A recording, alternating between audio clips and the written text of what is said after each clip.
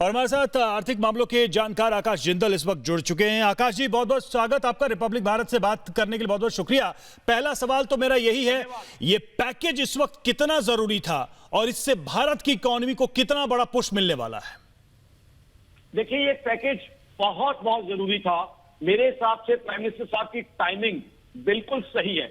आज की तारीख में 20 लाख करोड़ इंडिया की जीडीपी को देखते हुए, इंडिया के ट्रेड, कॉमर्स और एग्रीकल्चर को देखते हुए एक रिक्विजिट, सफिशिएंट और प्रैक्टिकल अमाउंट है।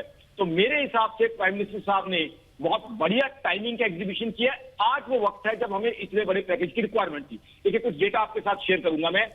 आज ऑलरेडी CMIE का डेटा बताता है कि 27.1% के आसपास अनएम्प्लॉयमेंट हो चुकी है। तो हमें लोगों को एम्प्लॉयमेंट देनी है। दूसरी तरफ ILO, इंटरनेशनल लेबर ऑर्गेनाइजेशन, जो UN की बॉडी है, वो ये कहती है कि लॉकडाउन की वजह से, कोविड की वजह से 40 crore Indians in informal sector could be pushed deeper into poverty. तो हमें उन गरीब भाई बहनों को बचाना था। बार्कलेज कहता है कि इंडिया की जीडीपी ग्रोथ मात्र 0% रह सकती है। मूडीज कहता है मात्र 0.2%। तो ऐसे में 20 लाख करोड़ का पैकेज, हालांकि इसमें शायद जो पहले अनाउंसमेंट की गई है वो भी शामिल है, मेरे हिसाब से बहुत इंपॉर्टेंट था और इसका टाइमिंग बहुत बहुत बढ़िया है। बिकॉज आज वो वक्त है जब इंडस्ट्री धीरे धीरे खुलना शुरू हो रही है। आज इंडस्ट्री के अंदर घबराहट थी, बिजनेसमैन के अंदर घबराहट थी, संशय थी। तो बिल्कुल सही टाइमिंग है।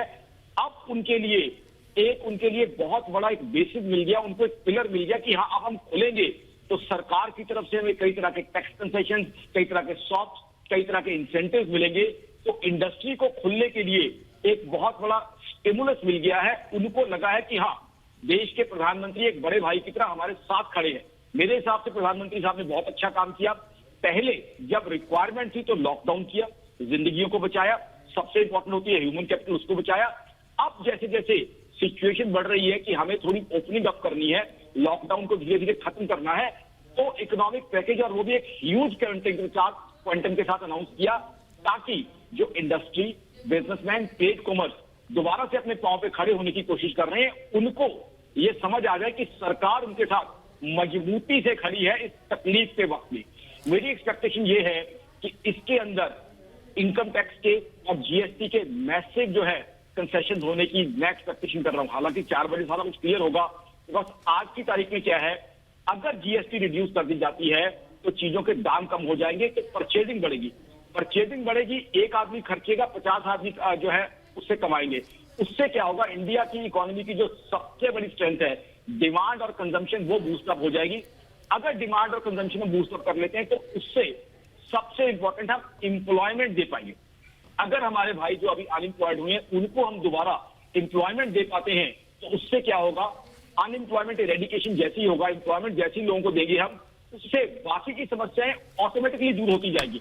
अगर हम इन लोगों को एम्प्लॉयमेंट दोबारा दे पाएंगे तो उससे जीडीपी ग्रोथ भी बढ़ जाएगी, उससे टैक्स कलेक्शन भी बढ़ जाएगा, उससे हमारा डेफिसिट भी कम हो जाएगा।